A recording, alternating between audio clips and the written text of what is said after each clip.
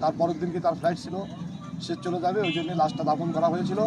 কিন্তু পরবর্তীতে আমরা দেখতে পাচ্ছি যে এটা নিয়ে আমাদের ভিতরে আমরা যেহেতু নিজেরাই সরজমে দেখছি যে তাকে আঘাত করা হয়েছে, এই জন্য আমার কাছে ব্যক্তিগতভাবে মনে হয়েছে, আমি সদর থানা বিএনপির সাবেক সাংগঠনিক সম্পাদক, খুলনা মহানগরী বিএনপির বিশেষ সম্পাদক হিসাবে দায়িত্ব পালন করেছি দীর্ঘ অনেক দিন, ছাত্রদল যুব দলের সাথে জড়িত ছিলাম।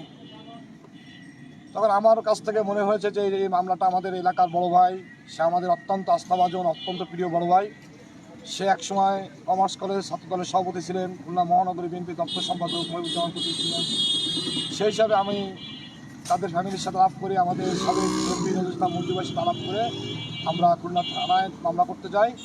পরবর্তীতে খুলনা থানা থেকে বিভিন্ন রকম আমাদেরকে অজুহাত দেখানোর পরে আমি নিজে কোর্টে শরণাপন্ন হই। কোর্টে যেয়ে আমি মামলা করি, মামলা তাকে পিবিআইতে তদন্তের জন্য নির্দেশ দেওয়া হয়। সেই অনুযায়ী আজকে লাশ উত্তোলন করে আমরা ময়না তদন্তের জন্য মামলার তারিখটা আমার সঠিক এখন খেয়াল নেই, এটা আমি দেখে বলতে হবে। 2-3 মাস আগে। হ্যাঁ, কোর্টের আদেশে উত্তর হয়েছে। তাদের সঙ্গে সংঘর্ষ হচ্ছিল বা কারা হামলা করছিল? বাংলাদেশ জামাত ইসলামের সদস্যরা এখানে উপস্থিত ছিল এবং খুলনা আলিয়া মাদ্রাসার ভারপ্রাপ্ত যিনি প্রিন্সিপাল নিজেই ধাক্কা মারছে আমার সামনে, আমাদের সবাই নেতৃত্ব দিয়ে। এবং সে সবচেয়ে আশ্চর্য ব্যাপার হচ্ছে যে একজন আলিয়া মাদ্রাসার প্রিন্সিপাল, সে কিন্তু ওই আলিয়া মাদ্রাসা কেন্দ্রে ভোটার না, সে ভোটার ছিলেন সবুরনেসা স্কুলে, সবুরনেসা যে এই কলেজ কেন্দ্র, সেখানকার ভোটার ছিলেন। সে এখান থেকে আমার দেখা মতে সে সকাল 7টার সময় এখানে যেও একবার হট্টগোল করছে, ওইখান থেকে ভোট দিয়ে এসে আবার এখানে শুরু করছে। এটা করার কারণ কি ছিল মঞ্জু ভাই, উনি কেন করলেন এটা? উপরের কোনো তাদের কোনো ছিল কিনা সেটা তো এই প্রভাব বিস্তার করছে। জাহাঙ্গীর হোসেন হেলাল জামাত ইসলামের প্রার্থীর পক্ষে। কতজনকে মামলা করছেন আপনারা? আমরা এজাহারভুক্ত আসামি দিয়েছি 3 জন, যার যে 3 জন আরো আছে অজ্ঞাত 15-20 জন। তারা আছে বিভিন্ন লোকজন, আমাদের ভিডিও ফুটেজ আছে আমাদের কাছে, অনেক রকম ফুটেজ আছে। এখন আমরা যেগুলো পাইছি সেই ফুটেজ দেখে আমরা আস্তে আস্তে এগুলো সবাইকে তো চিনি না। আপনি কি মনে করছেন এটা হত্যা? হ্যাঁ, 100%, 100% হত্যা। আমরা দায়ের করেছি, হত্যা আমরা দায়ের করেছি। ধন্যবাদ, থ্যাংক ইউ। আচ্ছা, আমার একটু প্রশ্ন, এই যে ব্যক্তি মারা গিয়েছে, তিনি বিএনপির কোনো পদধারী নেতা ছিলেন কিনা? হ্যাঁ, ইনি অবশ্যই সাবেক কমার্স কলেজের সাবেক ছাত্রনেতা, সাবেক ছাত্রদলের কমার্স কলেজ শাখার সভাপতি এবং খুলনা মহানগরী বিএনপির সাবেক কমিটির দপ্তর সম্পাদকের দায়িত্ব পালন করছেন।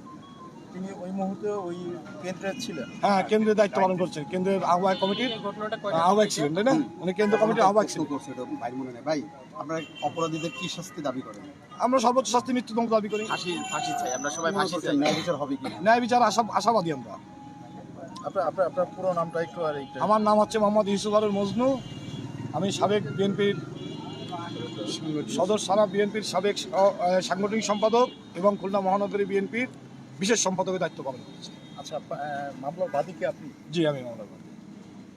ওকে, থ্যাংক ইউ। এইটা কার? এইটা কার?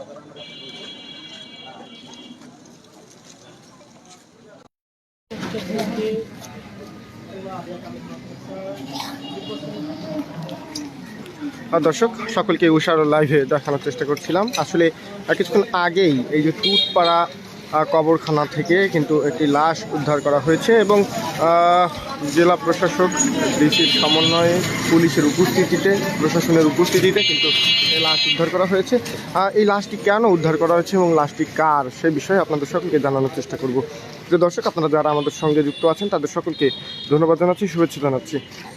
আপনারা জানেন বৃষ্টির এই মুহূর্তে আমরা লাইভে যুক্ত হয়েছি টুটপাড়া কবরখানার সামনে থেকে। এবং যদি আপনাদের সকলকে একটু জানিয়ে রাখি যে গত নির্বাচনের আগে কিন্তু একটি ঘটনা ঘটে, যেটাকে আমরা বলি কচি হত্যা মামলা। সেই হত্যা মামলার মৃত্যুর রহস্য উদ্ঘাটনে কিন্তু কবর থেকে লাশ উত্তোলন করেছেন প্রশাসন। কিছুক্ষণ আগেই সকালবেলা কোর্টের রায়ের ভিত্তিতে কিন্তু এই লাশ উদ্ধার করা হয়েছে এবং আমরা সম্পূর্ণ বিস্তারিত নিয়ে আপনাদের সকলের সামনে উপস্থিত হব।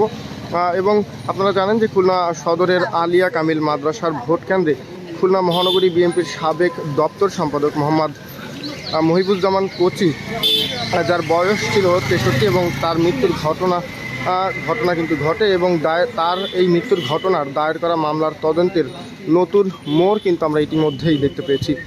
মৃত্যুর প্রকৃত কারণ উদ্ঘাটন এবং তার মৃতদেহ কবর থেকে উত্তোলনের নির্দেশ দেওয়া হয়েছে এবং police bureau of investigation PBI তাদের ভিত্তিতেই কিন্তু আজকে কবর থেকে তার লাশটি উদ্ধার করা হয়েছে।